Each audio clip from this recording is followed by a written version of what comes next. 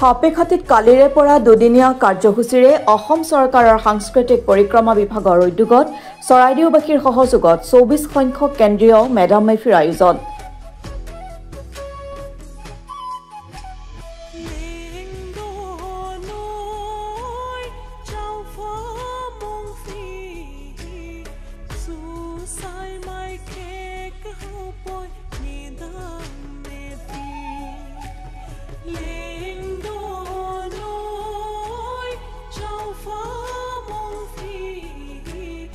অসম চৰকাৰৰ সাংস্কৃতিক পৰিক্ৰমা বিভাগৰ উদ্যোগত চৰাইদেউৰ অভয়পুৰ হাপেখাটি আৰু বৰুৱাচালি মৌজাৰ সমূহ ৰাইজৰ সহযোগত ভ্ৰাম্যমান ৰূপে উদযাপন কৰি অহা বৃহত্তৰ কেন্দ্ৰীয় মেডাম মেফিখনি ২৪ সংখ্যক বৰ্ষ কালিৰে পৰা দুদিনীয়া কাৰ্যসূচীৰে হাপেখাটি উচ্চতৰ মাধ্যমিক বিদ্যালয়ৰ খেলপথাৰত অনুষ্ঠিত হৈছে।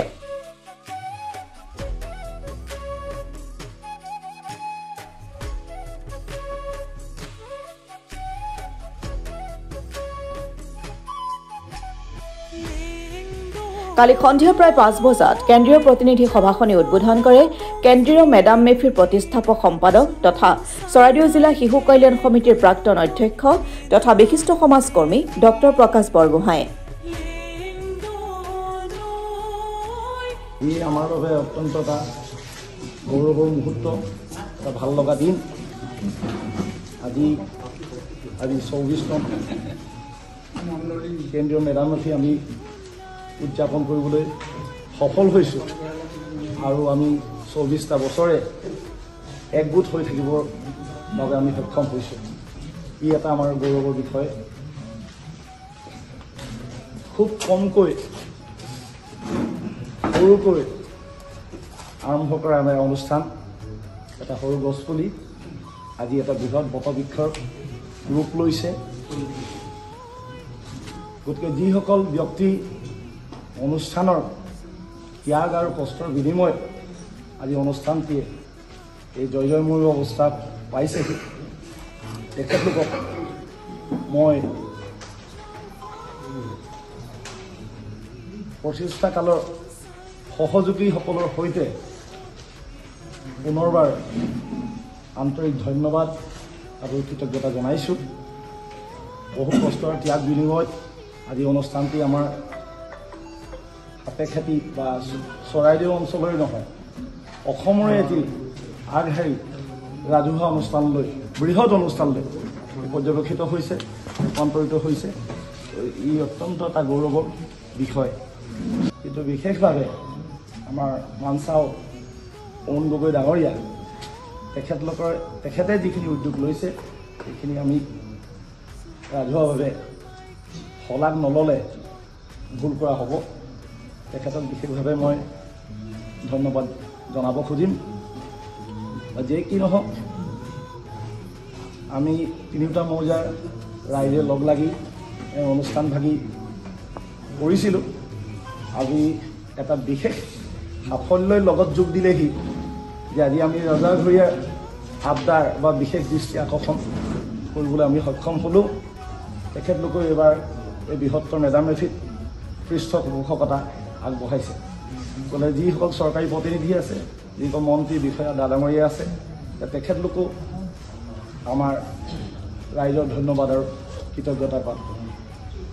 সেই সময়টো আছিলে এটা আজিৰ গতে এটা দুপৰীয়া ৰ'দ দি আছে আৰু মোৰ হাপেখাটি চাৰিআলি পুৰণা ঘৰখনত আগফালে প্ৰয়াত চক্ৰ গগৈ তেখেতৰ এটা কম্পিউটাৰ চেণ্টাৰ আছিল আৰু মই তেতিয়া হাপেখাটি চাৰিআলিৰ দুৰ্গা পূজাৰ ছেক্ৰেটাৰী।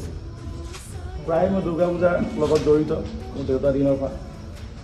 কিন্তু মনতে সেইখিনি সময়ত এটা দুপৰীয়া মনত পৰিল যে পূজা পাতলটো কৰিয়ে আছোঁ, কিন্তু আমাৰ পুৰণিকলীয়া বোপা ককাৰ দিনৰ যিখিনি নীতি এইখিনিৰ সৈতে হয়তো আমাৰ ক'ৰবাত সংযোগ অলপ বিচ্ছিন্ন হৈছে বা মই নিজৰ অনুভৱ যে কিছু লোক আমি পাহৰি পেলাইছোঁ। এই ৰীতি নীতি পৰম্পৰাখিনি মানে পুনৰ আঁতৰাব হ'ল বা তুলি ধৰিব হ'ল, এই আমাৰ চহকী পৰম্পৰা সংস্কৃতি ৰক্ষা কৰিব হ'ল, এনেকুৱা মনতে এটা ধাৰণা থাকিল।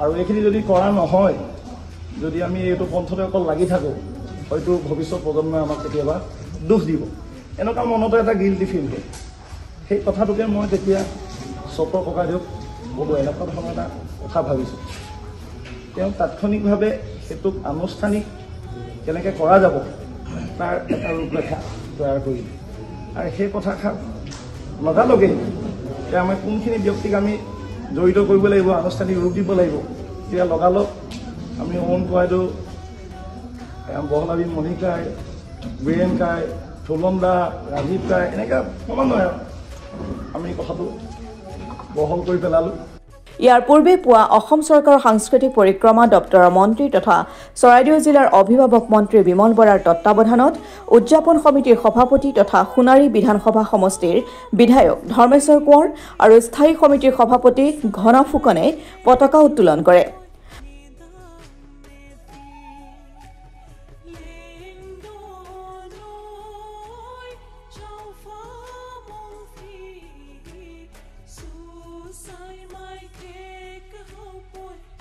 আনহাতে নিশালৈ আমন্ত্ৰিত জনগোষ্ঠীয় লোক সাংস্কৃতিক দলৰ সাংস্কৃতিক অনুষ্ঠান উদ্বোধন কৰে টাই আহোম যুৱ পৰিষদৰ মুখ্য উপদেষ্টা দিলীপ গগৈ